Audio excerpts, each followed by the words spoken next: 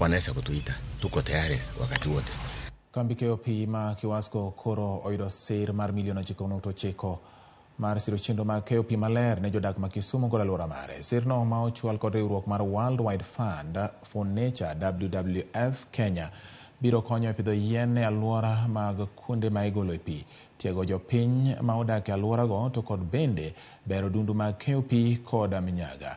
En sir ma koro igeno ni biro miyo oganda buora mantiere Kisumu kod alwora mare yudo pi maler kendo neno ni udi kata ni ndalo mag oro bende yien opidhi mabiro miyo aoche machalo kaka Kajulu ok duon mapiyo. Tend sirikal kaunti ma Kisumu kotelne kod gavana Anyang' Nyong'o orwako sir ma kamano.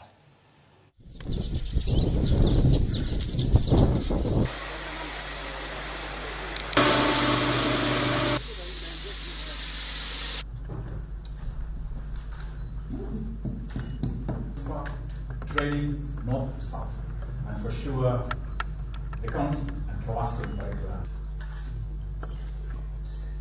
When rivers like Kibos River, Kajulu and so on dry up, you know there's something wrong somewhere. They don't dry up by themselves. They dry up because of misuse of nature by human beings.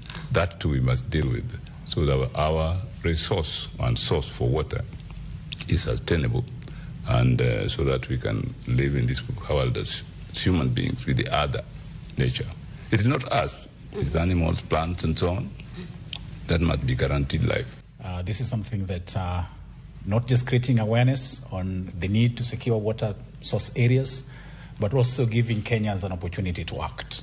So Kewasco, as you've heard, is interested in securing a key water source area that is in Nyang'ori, and we're providing resources. These are funding from the Dutch Embassy in Kenya, a 5-year project that is aimed at enhancing water security in Kenya. So today we're providing resources to Kewasco, but also calling upon other Kenyans, other utilities to see the need of not just supplying water, laying down infrastructure, but also paying attention to the source areas. Of late, the river is seasonal because of the destruction, deforestation that happened in the catchment area.